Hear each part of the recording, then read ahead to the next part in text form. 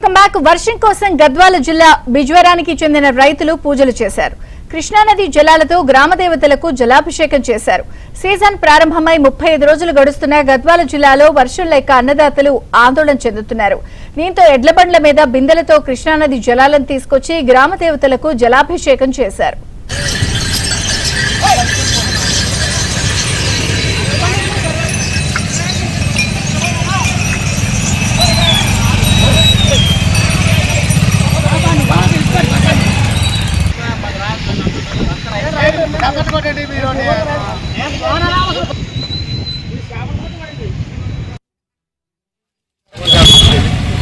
మండలం గౌలమ్మ గద్వాల జిల్లా అయితే వర్షాలు లేవు అని నదాగ్రహారం నీళ్ళు తీసుకొచ్చి ఇప్పటికే 45 రోజులు 40 రోజులు 2 నెలల నెచ్చి వర్షాలు లేక ఇప్పుడు మంతా పొలాలు ఎండిపోతున్నది.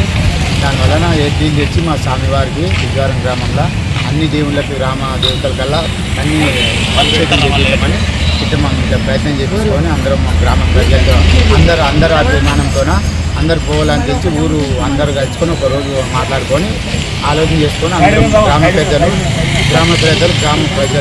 అందరు కలిసి